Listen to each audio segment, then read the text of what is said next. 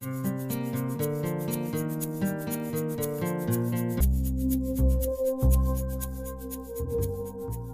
is Zach. Now Zach, you gonna tell me a story? What happened? Fell off the monkey bars. You fell off the monkey bars.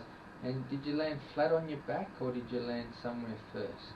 I landed on my back flat. Flat on here. Yeah? When he fell, he landed flat on his back and he didn't move till the teacher came and picked him up. Right. But ever since then he's been complaining of sore back. Yeah.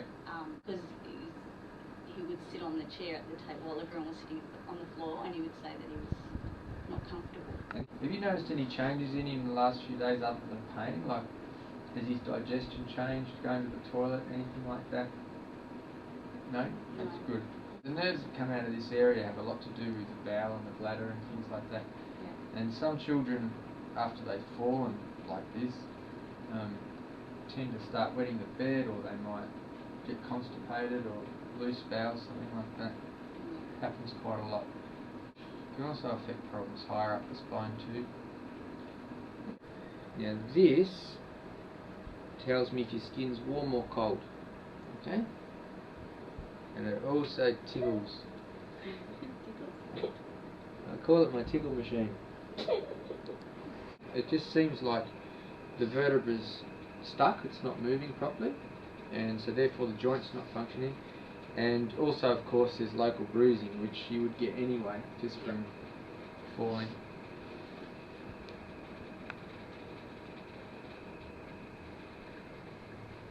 It's got a lot of swelling down here.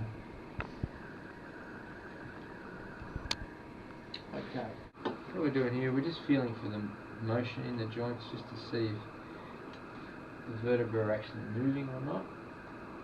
And then I've got to figure out if they're not moving, in what direction they're not moving. Because when we correct the spine, it's not enough to just be on the right level of the spine. You've got to only correct the directions of misalignment and leave everything else alone. So it takes a while to figure out exactly what is going on. So where can you feel the pain the most? Up high. Yeah. He's actually created two problems when he fell. Either when he fell or he already had... He's actually been saying that he's had a sore back for a while, haven't you? For a long time. Well, that makes sense, because I was going to say, I think he's already had a problem prior to the fall. Okay. I think he's had a problem with his sacrum for quite a while. Okay. And what could that be from? That can be just from birth, just the way he's born, the way he presents. It could be learning to walk, falling on their bottom. By the time they go from birth to this age, they've fallen on their bottom 100 times. They've done somersaults. They've jumped off a lounging chair, and yeah, so very easy to do that. Quite often, children have a lot of bedwetting issues. Have a problem down there. Hyperactivity, restlessness, so-called growing pain. If they complain of aching legs and irritable legs when they're tired. Yeah. Is that him? But those aching legs and irritable legs. He's been saying, yeah, like knees. Yeah. Yeah, that can all come from down here. So I think that's an existing problem. Alright, mate. What we need to do is get your spine straight. Like that. That's it there, isn't it? Yeah.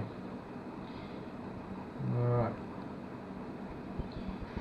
Now all I need to do is use... Do you want to watch this? Do you want to see what I'm doing? I'm a bit hesitant to watch. Yeah, no, it's probably good that you do, because most people are really surprised just how little force is required to fix these properly. Chiropractic practice properly is all about being really, really specific, and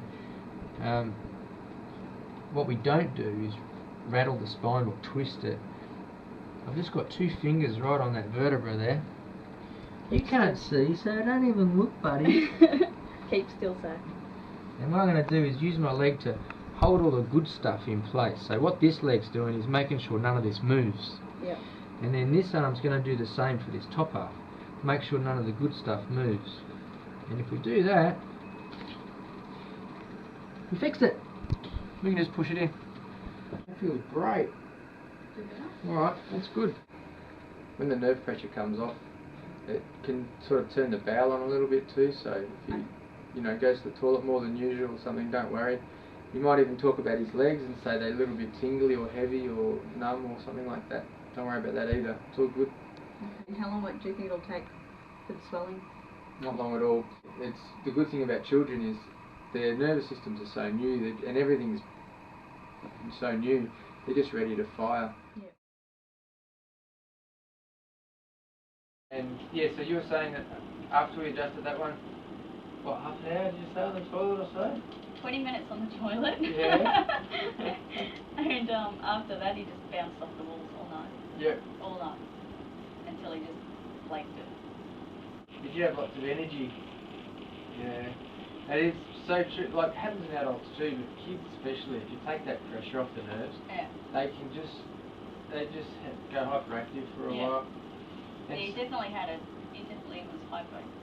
The interesting thing is that we often see in children that particular problem can cause a lot of hyperactivity, a lot of irritability, attention. Like kids with a diagnosis of attention deficit, we quite often find that problem. So it's kind of ironic that by fixing that problem, it can give them a lot of energy as well for a while. But then they calm down a day or two later. Yeah. Yeah. But you notice that when he played football the next day, he could run a lot easier too. He ran longer. He just did not stop running. Yeah. Usually he sits at the goal line and just watches it. But on Saturday, just gone, he went in for the tackle. Did you have lots of energy in your legs? He didn't. I swear to you, he did not stop the whole hour. No, that's great. So it was good. That's good. I mean, without even checking in, that's a sign that we've got a lot of pressure off the nerves. Like that, his body, especially children, they tell you in their function. Yeah. How they're going. So turn around and let me have a look at you, okay? Well, you know what? I don't know if we even need to adjust you. We don't need to adjust you at all today. You look good.